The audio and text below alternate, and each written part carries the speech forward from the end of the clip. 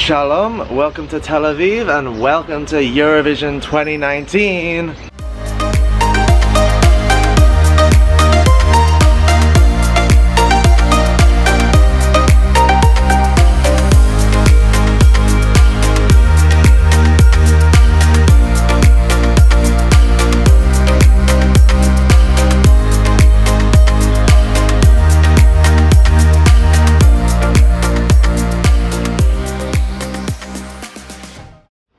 Okay, so here we are in sunny Tel Aviv. It is a gorgeous, beautiful day. It took 5 hours from London to get here, then it wasn't too hard at all to get from the airport to our apartment, and now we can finally just enjoy ourselves. So this isn't going to be like a normal one of my videos. For me, this is really just about enjoying my time here. It's a beach holiday is what I'm trying to say, so I don't think I'll have as much time to go see the cultural, historical part of Tel Aviv. For me, this is really just about sitting on the beach for most of my days and then going to the Eurovision shows in the nighttime. But I'll see what's around the city and try and do as much filming as I can. And I'm just really excited to be here. Already I can see that this is a gorgeous city. So let's go explore.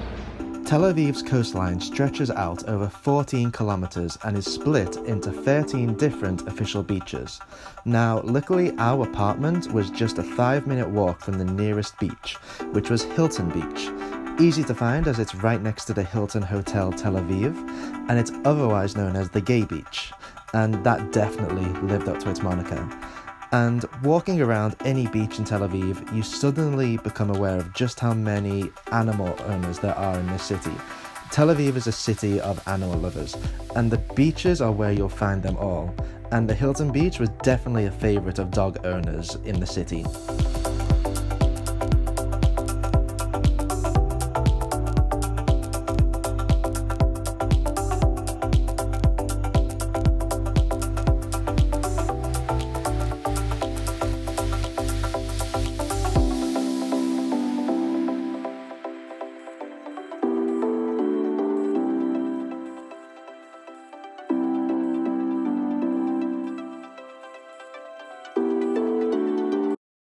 Going north from Hilton, you'll find Gordon Beach, which has a boardwalk full of bars, restaurants and souvenir shops, and here you might just run into a flash mob of Zorba dancers too.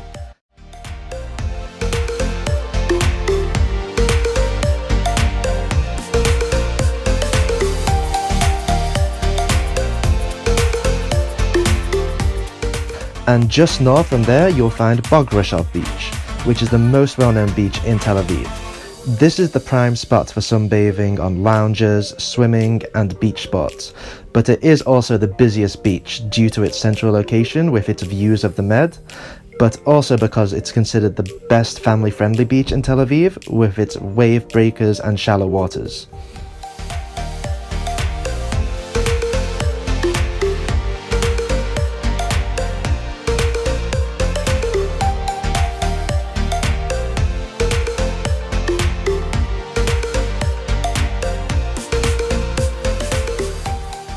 And then after Bograshov Beach, if you keep walking south, you'll be walking up to the old city of Jaffa.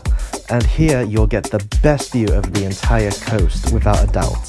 But if you do plan to do the entire walk from Hilton Beach to Jaffa, it will take at least over an hour. But if you haven't got the time, you will find electric scooters for hire all along the promenade, making the journey really convenient. Now, Jaffa is famous for its biblical history, port and promenade, and in recent times, its oranges.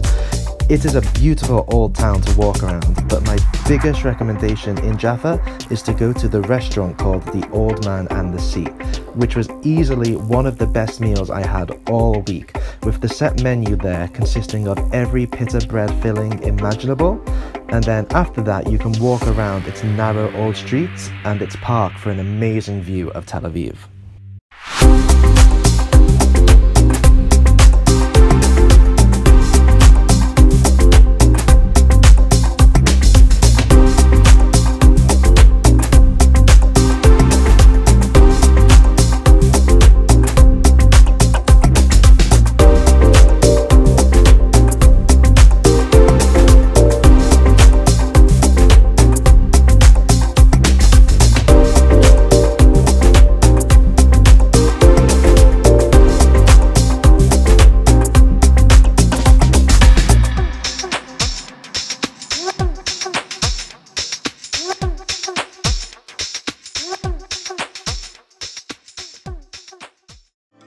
One of the things I loved most about Tel Aviv was just how much green and flora there was, even though it's in the Middle East. And the biggest park in Tel Aviv is called Charles Claw Park, but for Eurovision week, this had been turned into the official Eurovision village, where parties and gigs would happen every night, and people could watch the shows on large screens if they didn't have a ticket. And then, after these parties here, people would then head into the city to continue the night around clubs.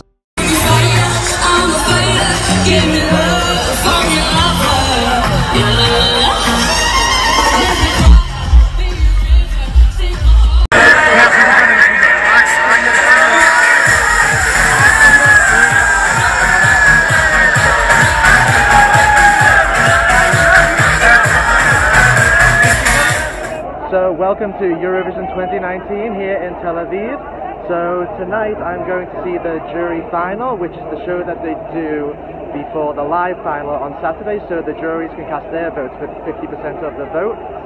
Now tonight is happening during Shabbat in Israel, which is their version of Sunday. So it's a holy day where everyone takes their day of rest. So there's no public transport here tonight, but luckily the organisers put on free shuttles buses for everyone to get here to the arena, which was great. And so this is what the outside of the arena looks like. I love getting here early just so you can soak up the atmosphere. It's no different to any football match, any sporting event. Everyone gets here early, starts drinking at the bars outside, and the atmosphere here is so great. I absolutely love it. And oh, it's going to be such a good show. So let's go in. Please be patient with us. And Will plays a contestant from Iceland. Okay. And we will be playing 2 songs. But first we're going to play 1 of 2 songs tonight. You guys are going